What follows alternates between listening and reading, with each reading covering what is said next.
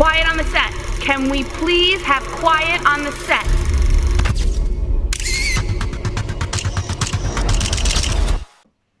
Hello everybody, this is Ben Robbins from the Lost World of Movie Props, and I'm here with the original Veruca Salt's Julie Dawn Cole. Yay, round of applause. So Julie, I want to come see you today to talk about, obviously, Willy Wonka. I mean, you were on set when you were 12 years old? I was 12 when we started and I had my 13th birthday whilst we were filming the Goose Room sequence. Oh, awesome, brilliant.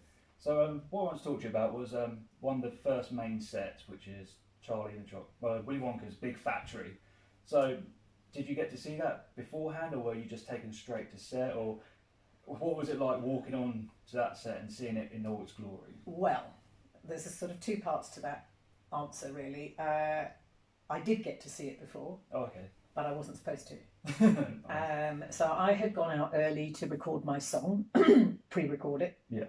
And they were constructing all the sets then, so this would have been August, something like that. And we didn't actually move on to that set until the end of September, so a lot of construction time going on. And when I went to do my song, the set designer Harper Goff said, would you like to see round? So of course I said, yeah, great. We looked all around it. Obviously it wasn't finished.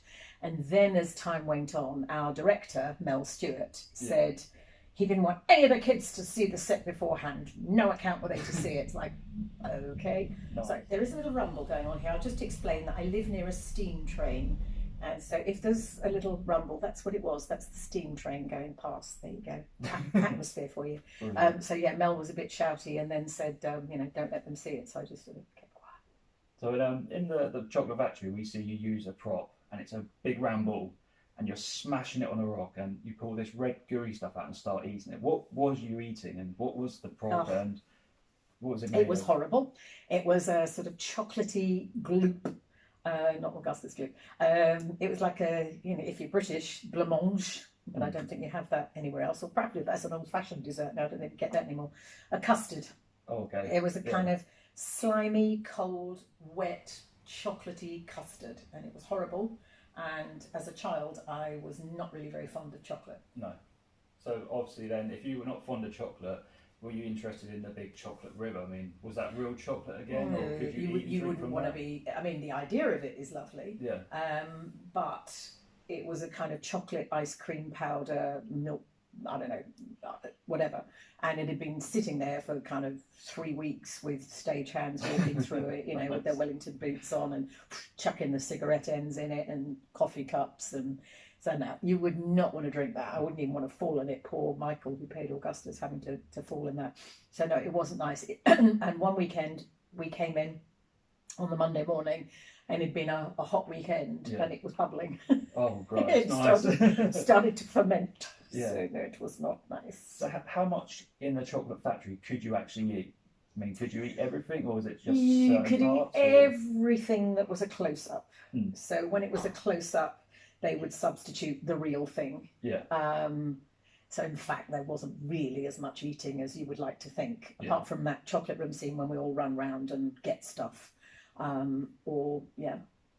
eating, can it unit and bits and pieces there. So, not really too much anywhere else, because actually it was only the chocolate room where the children ate. Yeah. But I think it's everybody's fantasy. So it's my cat decided to move through. Now, never work with children and animals. It's everybody's fantasy that you eat all the way through it, but reality is not so much really. A lot of the stuff, like I remember the balls around my neck on the thing, they were made of marzipan. That was okay. I quite like the gummy leaf. That was like a sort of Haribo kind of affair sort of thing. And Paris, who played Mike TV, kept trying to steal Violet's gum. He liked that. It was like a toffee sort of thing. And but I think he pretty much cleaned them out of it. They only had like 12, and he kept going back for more and more. So nice, excellent. So another part of that set was the Riverboat. I mean, was that just going back and forth in a little circuit, or did it go out the set and come back round? How did the Riverboat work on that set? The Oompa Loompa that was steering the boat actually thought that he was steering the boat. Okay. Nobody told him, but it was on a track under the water. So that tunnel did not go anywhere. When we cut to the scary bit, that was somewhere else. That was a different studio, a different soundstage.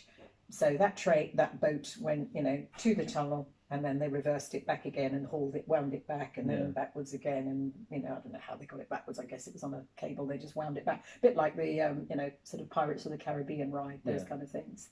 One day it did break down. That was quite fun. We got stuck under the waterfall. We all thought that was really, really entertaining. The kids did anyway. So it's like, yay, we're stuck. Brilliant. And another part of the set going into another area was the lickable wallpaper. Meaning, was this real wallpaper you could actually lick? Did it taste and smell of everything, or was it just straight up wallpaper that just tasted of nothing? I have to steal Charlie Bucket's line for this one, because when we do conventions, people will ask that and they say, "What's the wallpaper taste of?" And he says, "And the wallpaper tasted of wallpaper."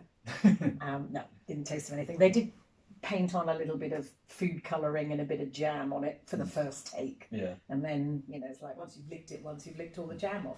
The thing I remember thinking was quite disgusting was, like with movies, you line everything up, and then when you go back in to do the close-up, maybe you have to move a foot back so you can get everybody in, or a foot forward and everything. I'm just licking the bit where somebody else was licking. So first time round was fine, but I don't want to lick where anybody else has been. So obviously, Mr. Willy Wonka, he holds your tongue open, and your tongue is just red. Red. So they painted it. They just painted your tongue. Yeah, with a powder, and then they say, don't put your tongue in your mouth. So the more you try and keep your tongue out of your mouth for more than 30 seconds, you're dribbling, aren't you? Brilliant. So obviously, you had your own main part of the set, which was the Golden Goose Room. So one thing we get to see in that set is that you just get to destroy it and smash it and tear it apart. How much fun was it getting to do that? A lot of fun. Although it was quite difficult as well, because they want things to fall in a certain place. The streamer has got to go around Mr. Wonka's neck. The ribbons you want to kind of go up rather spectacularly. The boxes need to cascade, and of course they don't always obey. And as anybody will know, that supermarket carts, trolleys to us in Britain, do not behave themselves. No, they don't go in straight lines, do they? No, when you try and push one of those things, it goes all over the place. So yeah, so it was fun. One sequence I do remember, I think it was the most I've ever done. After the streamer goes around Mr. Wonka's neck with the ribbons and everything else, I think we did it 36 times. Oh, I was just going to say, because that's a really good shot when you run up screaming, and as you chuck it, it curls around it perfectly. So that's awesome. So the sequence following that was, until the next cut point, was 36 times. And everything had to be reset. So they'd have to rebuild all the boxes and put everything back to exactly how it was. Yeah. I remember they put an air cylinder in the boxes as well, because when they realised they weren't going to kind of tumble spectacularly, they then put an air cylinder in so that it would go poof. Yeah. So another prop we get to see used is obviously holding the golden eggs. What were they made out of at all? Were they quite fragile? Were they solid? Or... No, they were solid, polystyrene, styrofoam if you're in America, but polystyrene. So they were quite light, so I could chuck it up. They were, you didn't really want to look too closely at those. They weren't that magical up close, not that close. Brilliant. And another part of the set as well was the scales, where you're a good egg or a bad egg. I mean, watching that as a child, I was convinced when you fell through that, you were down that chute and you were gone. So what actually happens when you fell through the trapdoor? Did you go anywhere? Was there a slide, or was there a big crash mat? I have all these visions of something. I know, and I don't want to burst anybody's bubble. But it is the question that I'm asked quite a lot, especially by children. Where did you go to when you went down the chute? Because everybody's got their picture of, where she ended up with, cabbage and fish heads and God knows what. So no, I landed on some cardboard boxes and a mattress. Nothing quite that glamorous, and 2 stagehands to stop me bouncing back up, because your reflex is to stand back up again. I always thought I should, especially now I'm a grandmother, maybe think about writing a little book of what happened to Veruca when she went down the chute. What happened next. Where did she go to? That would be interesting, wouldn't it? Yeah, because obviously in your Willy Wonka, you don't ever see what actually happens. So you never know whether people got out or not. No. And I love that, because it leaves such a mystery still. Yeah. So I think something like that would be brilliant. Yeah, I think I should do that. And then she goes down to the sort of, the sewers, and I think in my head, she meets the square sweets that look round, because they were cut out of the movie. They weren't in the movie, which I always thought was funny. And then she'd meet all the others down there, and maybe she'd redeem herself, and she'd be a nicer person. Have a new Yeah. outlook on life. Yeah, she might be her epiphany or something. You know, she might have that kind of. Yeah, I think that'd be awesome. That'd be good, wouldn't it? Another part I want to